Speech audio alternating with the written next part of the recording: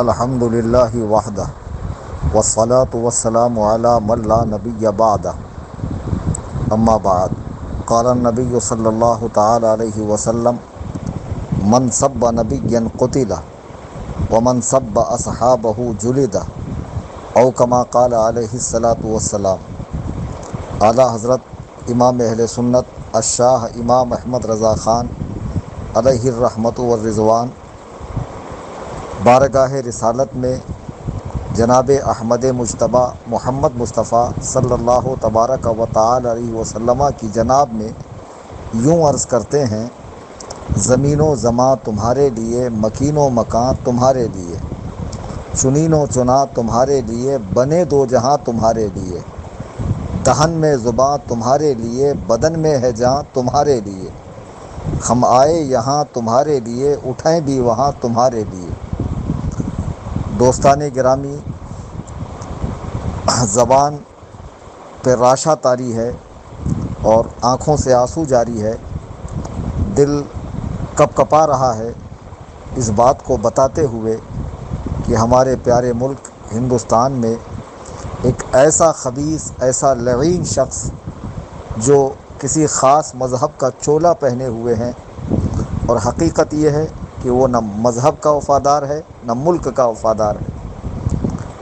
آپ سب سمجھ گئے ہوں گے کہ میری مراد کون ہے۔ حالیہ دنوں میں ایک مسلمان بچہ جس مندر میں پانی پینے گیا، اس مندر کا مہنت جس کا نام یتی نرسنگھا نند سرسوتی ہے، اب یہ نرسنگھا ہے، بارہ سنگھا ہے یا خر سنگھا ہے۔ خر کہتے ہیں فارسی میں گدھے کو، گدھے کی سینگ ہوتی نہیں ہے۔ ویسے یہ انسان تو ہے بظاہر، لیکن یہ انسان نہیں ہے۔ اس نے جناب رسالت مآب صلی اللہ علیہ وسلم کی شان میں بدترین گستاخی کی، اور اسلام کے حوالے سے ایک پریس کانفرنس کر کے بہت کچھ بکواس کی۔ اپنے لوگوں میں بیٹھ کر ڈینگے ہانکنا، اور جب میڈیا اپنا ہو، لوگ اپنے ہوں، اور وہاں پر اس قسم کی بکواس کرنا بہت آسان ہے۔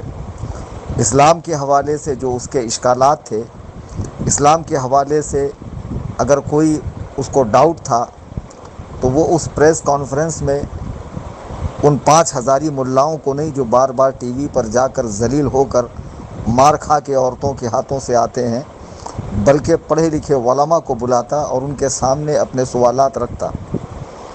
اس نے جو پریس کانفرنس میں کہا کہ مسلمانوں کے پیغمبر محمد صلی اللہ علیہ وسلم کا کیریکٹر، ان کی تعلیمات، ان کا نظریہ ایسا ہے کہ مسلمان جان لیں تو اسلام کو چھوڑ دیں۔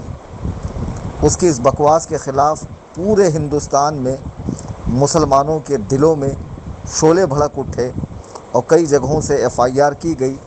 بعض جگہوں سے نااہل پولیس والوں نے ایف آئی آر لینے سے انکار کیا تو لوگوں نے آن لائن اپنے غم و غصے کا اظہار کیا۔ بعض جگہوں پر لوگوں نے پوسٹر لگائے اس طرح کے کہ گستاخ نبی کی ایک سزا سرطن سے جدا، سرطن سے جدا۔ ان نوجوانوں کو میں یہ مشورہ دینا چاہوں گا کہ یہ جو جملہ ہے گستاخ نبی کی ایک سزا سرطن سے جدا، سرطن سے جدا، اس کے حق و صحیح ہونے میں کوئی شک نہیں ہے، لیکن اس کا نفاذ، اس کو نافذ کرنے والے، اس پر عمل کرنے کی جو شرائط ہے وہ یہاں مفقود ہے۔ ہمیں احسن طریقے سے قانونی سہارا لے کر اپنے غم و غصے کا اظہار کرنا چاہیے، اور اس سے بڑھ کر یہ کہ جب اس نے مسلمانوں کو اس طرح للکارا ہے تو قوم مسلم کا ہر نوجوان یہ عہد کر لے کہ میں مرتے دم تک قرآن و سنت کی تعلیمات کا سختی سے پابند رہوں گا، اپنی صورت کو مومن صورت بناؤں گا، اپنے افعال و کردار میں سنت کی پیروی کروں گا، زندگی کے ہر راستے پر، ہر موڑ پر قدم بقدم میں مصطفیٰ کریم صلی اللہ علیہ وسلم کی تعلیمات کے مطابق اپنی زندگی گزاروں گا۔ یقیناً بہت برا محسوس ہو رہا ہے جب اس نے یہ الفاظ کہے، اسلام کو ٹارگیٹ کیا، اور ایسا نہیں ہے کہ پڑھے لکھے ہندوؤں نے اس کا رد نہیں کیا۔ میں نے بہت سے ہندو مذہب کی جانکاری رکھنے والے اچھے لوگوں کی باتیں بھی سنی جو اس کے خلاف ہے، اور وہ لوگ اس سے سختی کے ساتھ ناراض ہیں۔ اسلام پہ انگلی اٹھانے سے پہلے اسے خود اپنے مذہب کا گہرائی سے مطالعہ کرنا چاہیے کہ منو سمرتی کیا کہتی ہے کہ اگر کوئی شودر سنسکرت کے شلوک سن لے یا کسی برہمن کو آنکھ اٹھا کر دیکھ لے یا برہمن کا راستہ کاٹ لے یا برہمن کے برابر بیٹھ جائے تو اس کے کانوں میں پگھلا ہوا سیسا ڈالا جائے، اس کی آنکھیں پھوڑی جائے، اسے درے سے مارا جائے، تو بھید بھاؤ اور اس طرح کی ظلم و زیادتی تمہارے یہاں خود موجود ہے۔ اسلام پر انگلی اٹھانے سے پہلے اپنے مذہب کا گہرائی سے مطالعہ کرنا چاہیے۔ میں اس کے مذہب کے حوالے سے کچھ نہیں کہتا، بس میں اتنا کہوں گا جو اس نے پریس کانفرنس میں آ کر میڈیا کے سامنے بیان دیا ہے۔ کیا اس وقت وہاں کوئی مسلمان موجود تھا؟ نہیں تھا۔ اس کا بھی یہ ویڈیو آنے کے بعد بہت سے لوگوں میں بے چینی پائی گئی۔ نوجوانوں نے ہمیں فون پر، واٹس ایپ پہ، سوشل میڈیا کے ذریعے کہ آپ کا جواب کب آئے گا، آپ کب کہیں گے۔ یاد رکھو، کسی عالم کا جواب دیر آئے، ہو سکتا ہے اس تک خبر دیر سے پہنچی ہو، اس کا مطلب یہ نہیں ہے کہ عشق رسالت کی آگ اس کی ٹھنڈی پڑ گئی ہے یا محبت رسول صلی اللہ علیہ وسلم میں کمی آئی ہے۔ جب ایک عام مسلمان تڑپ رہا ہے تو یقین جانیے جو نبی کریم صلی اللہ علیہ وسلم کی سیرت پڑھ چکا ہو اور قرآن کے حوالے سے، حدیث کے حوالے سے، تواریخ کے حوالے سے، اور بالخصوص غیر مسلم دانشوران جنہوں نے نبی کریم صلی اللہ علیہ وسلم کو دنیا کا اول نمبر کا انسان تسلیم کیا ہے، ہر اعتبار سے۔ بہرحال ہمارے ملک میں فضا خراب کرانے کے لیے، دو قوموں کو آپس میں لڑانے کے لیے، ہندو مسلم جھگڑا کرانے کے لیے اس قسم کے کچھ شر پسند عناصر جو مذہبی لباس پہنے ہوئے ہیں، اس کا یہ ناجائز فائدہ اٹھاتے ہیں، جبکہ مذہبی رہنما کا کام تو محبت، امن کا پیغام دینا، بھائی چارے کا پیغام دینا اور ملک کو ترقی کے راستے پر لگانا ہے، نہ کہ لوگوں کو لڑوا کر اپنی روٹیاں سیک کر مزے لوٹنا ہے۔ یہ سراسر غلط ہے۔ ایسا نہیں ہے کہ غیر مسلموں میں، ہندوؤں میں سب اسی ذہنیت کے ہیں، بہت اچھی ذہنیت کے لوگ بھی موجود ہیں اور باقاعدہ مسلمانوں کے ساتھ مل کر وہ پروٹیسٹ کر رہے ہیں، احتجاج کر رہے ہیں۔ میں قصہ مختصر یہ کہ اس خر سنگھا کو، بارہ سنگھا کو چیلنج دیتا ہوں۔ میرا نام ہے محمد کلیم حنفی رضوی، میرا موبائل نمبر ہے 9820672770۔ تیری آسانی کے لیے ہندی میں بول دوں 9820672770۔ میں کرلا ویسٹ ممبئی میں رہتا ہوں۔